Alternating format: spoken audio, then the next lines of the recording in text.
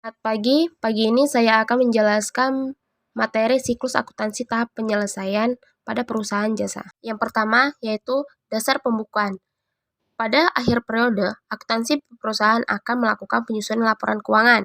Maka untuk menyusun laporan keuangan, perusahaan harus berpedoman pada dasar pembukuan yang dipakai. Dasar pembukuan ada dua, yaitu cash basis dan accrual basis.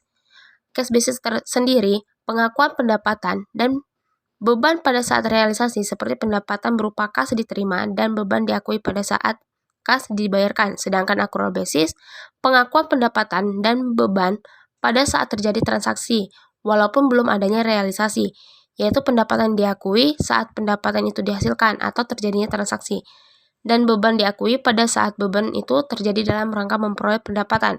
Dan pada umumnya, perusahaan komersial pada dasarnya pembukuan accrual basis. Adapun ciri-ciri accrual basis yaitu yang pertama, pendapatan dilaporkan ketika dihasilkan. Yang kedua, beban dilaporkan ketika terjadi. Ketiga, benar-benar menandingkan pendapatan dengan beban dalam menentukan laba bersih. Yang terakhir, membutuhkan ayat jurnal penyesuaian di akhir periode. Yaitu jurnal penyesuaian pada tahap sebelumnya merupakan neraca saldo, dan pada neraca saldo bukan merupakan jumlah realitasnya, akan tetapi masih terdapat transaksi yang masih belum dicatat dalam jurnal karena belum saatnya dilakukan. Jurnal penyesuaian dapat diartikan sebagai sebuah jurnal yang dibuat untuk mencatat data transaksi tertentu pada akhir periode, sehingga jumlah saldo yang terdapat dalam tiap perkiraan menjadi keadaan yang sebenarnya di akhir periode dan akan menjadi laporan keuangan yang sebenarnya. Adapun unsur-unsur pokok dalam penyesuaian yaitu yang pertama, adanya unsur penangguhan atau dibayar di muka yang disebut prepayment. Yang kedua, adanya unsur masih harus dilakukan atau accrual. Selanjutnya, adapun pos-pos yang perlu dibuat jurnal penyesuaian yaitu yang pertama, yaitu pos deferred, yaitu beban-beban dibayar di muka dan pendapatan yang diterima di muka. Yang kedua yaitu post accrued, yaitu beban yang masih harus dibayarkan dan pendapatan yang masih harus diterima. Yang ketiga ada penyusutan aset tetap, yang keempat cadangan kerugian piutang, dan yang kelima persediaan. Selanjutnya yaitu contoh soal penyesuaian. Di sini kita akan membahas contoh soal penyesuaian dari perusahaan Adam Car Wash. Yang dimana pada pembahasan praktik jurnal penyesuaian berikut cara melakukan dan contoh penyesuaian yang dilakukan perusahaan Adam Car Wash pada tahun 2002. Adapun perkiraan yang harus disesuaikan. Yang pertama, biaya gaji yang masih harus dibayar sebesar 1.750.000. Yang kedua, premi asuransi yang sudah jatuh tempo sebesar 550.000. Yang ketiga, sewa dibayar di muka yang sudah menjadi beban untuk tahun 2022 adalah sebesar 2.500.000. Yang keempat, setelah dilakukan cek fisik, nilai perlengkapan masih tersisa 450.000. Yang kelima, penyusutan peralatan car wash ditetapkan sebesar 825.000. Yang keenam, kendaraan disusutkan tiap tahunnya sebesar 1.500.000. Dari data yang telah saya sampaikan, dapat disusun jurnal penyesuaian sebagai berikut. Di sini terlampir tabel jurnal penyesuaian Adam Car Wash pada periode 31 Januari 2022, yang dimana informasi yang terlampir ada tanggal, keterangan, ref, debit, dan kredit. Yang dimana tanggal yaitu tanggal transaksi penyesuaian, yaitu pada tanggal 31 Januari 2022. Yang pada keterangan yaitu keterangan transaksi setiap tanggalnya, seperti biaya gaji, utang gaji, biaya asuransi, premi asuransi, biaya sewa dibayar di muka, biaya perlengkapan, biaya penyusutan peralatan, akumulasi penyusutan peralatan, biaya penyusutan kendaraan, akumulasi penyusutan kendaraan, dan memiliki nomor ref sesuai dengan transaksi tersebut. Lalu debit dan kredit merupakan jumlah yang dikeluarkan. Selanjutnya yaitu setelah melakukan jurnal penyesuaian, maka langkah selanjutnya yaitu melakukan pemindahan buku pembukuan jurnal penyesuaian ke buku besar. berikut perkiraan yang dilakukan pemindah bukuan, yang dimana sudah terlampir tabel salah satu dari pemindah bukuan dari penyesuaian ke buku besar. Yang pertama di sini contohnya yaitu perkiraan kas, dan dimana ada memiliki nomor perkiraan 111 dan terlampir tanggal transaksi, keterangan transaksi, ref, debit, kredit sebagai jumlah atau saldo yang dikeluarkan.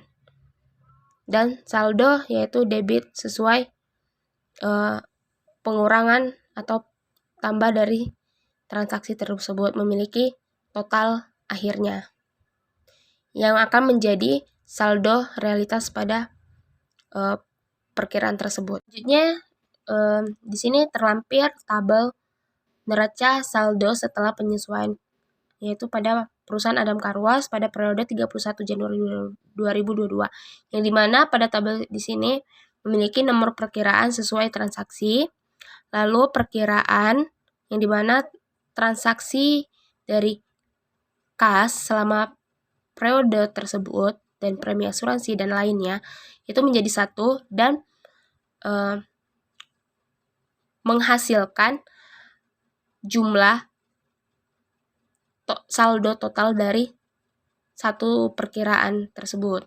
Seperti kas memiliki total saldonya yaitu 13.400 dan premi asuransi memiliki 300 di debit dan transaksi lainnya ada di kredit, dan memiliki hasil akhir yaitu total memiliki 51.825. Selanjutnya yaitu terlampir tabel neraca lajur dari perusahaan Adam Karwas periode 31 Januari 2022, yang dimana pada tabel tersebut terdapat informasi uraian yaitu dari transaksi, terus tabel neraca saldo, penyesuaian, neraca saldo penyesuaian, laba rugi, dan neraca.